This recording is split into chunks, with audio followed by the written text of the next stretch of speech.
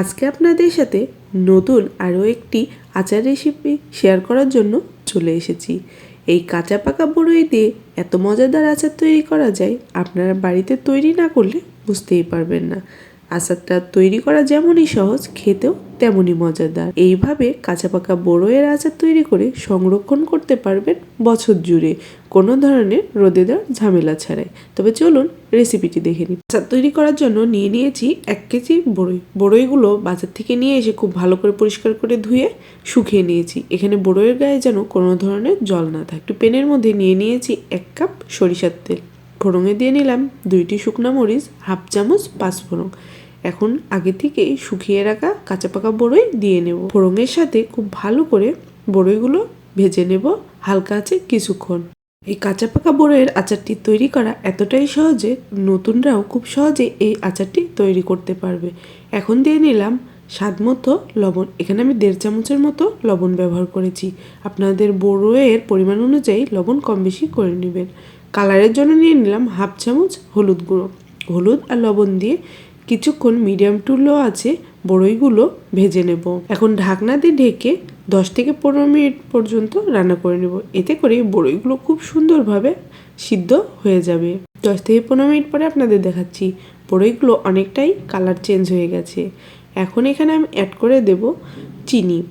আপনারা চাইলে বড়ইয়ের আচারে এখানে চিনির পরিবর্তে গুড় ব্যবহার করতে পারেন, এতে টেস্টের কোনো হেরফের হবে না।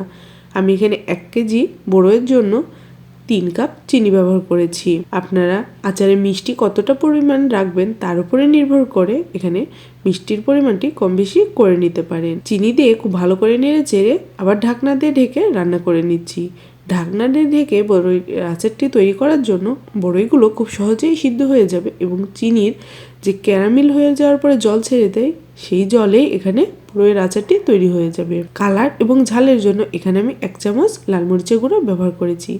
আমার বড়ইয়ের আচারটি প্রায় হয়ে গেছে। এই আচারটি অবশ্যই রান্না করার সময় নেড়েচেড়ে রান্না করতে হবে। এখানে নাড়ানো থামানো যাবে না, তাহলে কিন্তু বড়ইয়ের আচারটি নিচে লেগে যাওয়ার সম্ভাবনা থাকবে। আর আচারটি পুড়ে গেলে আচারের টেস্ট একদম নষ্ট হয়ে যাবে এবং খাওয়ার সময় একটি পোড়া পোড়া গন্ধ আসবে। এই পর্যায়ে এখানে আমি দিয়ে নিলাম 1/4 কাপ ভিনিগার।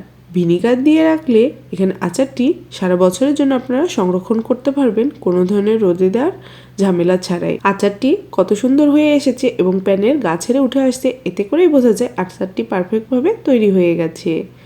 এখানে আগে থেকে তৈরি করে রাখা আচারের মশলা দিয়ে নিলাম 2 চামচ। আমার অন্যান্য আচারের রেসিপিতে এই আচারের মশলার উপকরণগুলো দেওয়া আছে, আপনারা চাইলে সেগুলো চেক করে নিতে পারেন। আচারের মশলাটি দিয়ে আরও কিছুক্ষণ আচারটি নাড়াচাড়া করে নিচ্ছি। এখন আমি সার্ভ করে নেব। দেখতেই পাচ্ছেন কত সুন্দর একটি কালার চলে এসেছে আচারে এবং দেখতেও কতটা লোভনীয় হয়ে গেছে।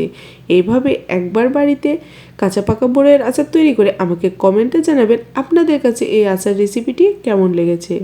আপনারা যদি আরও অন্য কোনো আচারের রেসিপি চান অবশ্যই আমাকে কমেন্টে জানাবেন।